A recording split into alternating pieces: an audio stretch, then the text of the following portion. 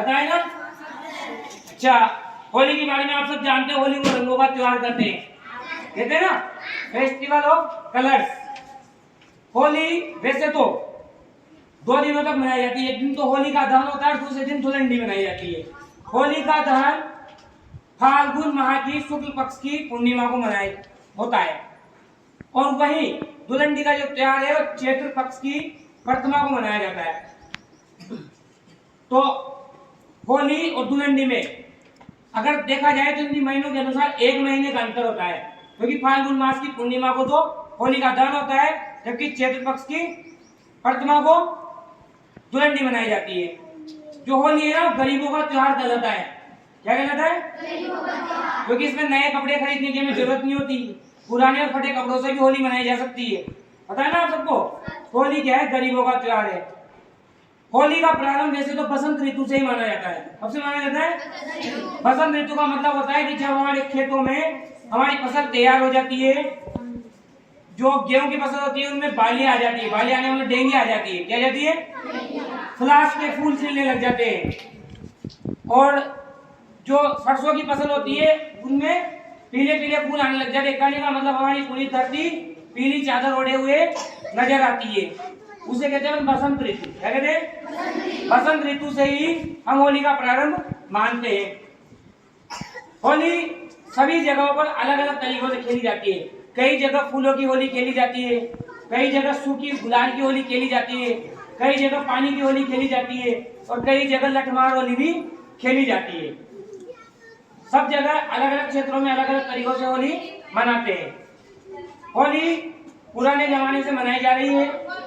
होली मनाने का महत्वपूर्ण कारण है कि पहले पुराने जमाने में एक राजा हुआ करता था, हिरण्यकश्यप नामक। उस राजा का क्या नाम था? हिरण्यकश्यप। वो बड़ा दुराचारी दुशासन राजा था। वो अपने बेटे पर ही अत्याचार करता था। किस पर अत्याचार करता था? किस लिए करता था? क्योंकि उनका जो बेटा था ना, वो भक्त प्रहलाद, उनके बेटे का नाम था भक्त प्रहलाद, और वह भगवान विष्णु का अनन्य भक्त था।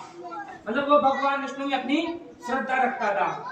और ये बात हिरण्यकश्यप को कभी भी अच्छी नहीं लगती थी। हिरण्यकश्यप अपने आप को भगवान मानता था कि भाई तुम मेरी पूजा किया कर, मैं भी राजा हूँ।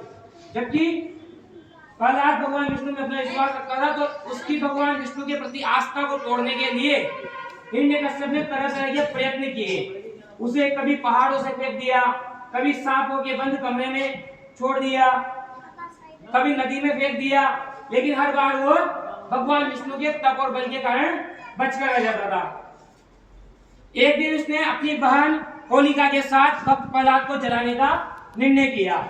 होलिका हिरण्यकश्यप की बहन थी, जिसे ब्रह्मा जी से वरदान प्राप्त था कि यदि होलिका को आग में भी बिठा दिया जाए तो फिर भी होलिका नहीं जलेगी।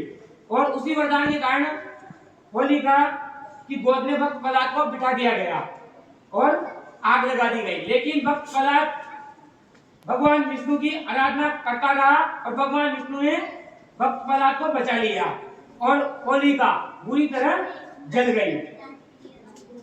जब से होली मनाने की परंपरा है। होली को बुराई पर अच्छाई, अन्याय पर न्याय की विजय का त्योहार भी माना जाता है। हिरण्यकश्यप को कोई नहीं मार सकता है। हिरण्यकश्यप को भी वरदान प्राप्त था, न तो उसे भगवान मार सकते थे, न उसे इंसान मार सकते थे, न उसे कोई जानवर मार सकता था। तब भगवान विष्णु ने नरसिंह अवतार धरकर, नरसिंह अवतार नर और सिंह, नर का मतलब मानव का, आधा तो मानव का, और सिंह का मतलब आधा शेर का अवतार करके हिरण्यकश्यप का वध किया था। तब से होली मनाने की परंपरा चली आ रही है। हम भी आज सब होली मनाएंगे, लेकिन यहाँ केवल होली आपको तरीके से मनानी है।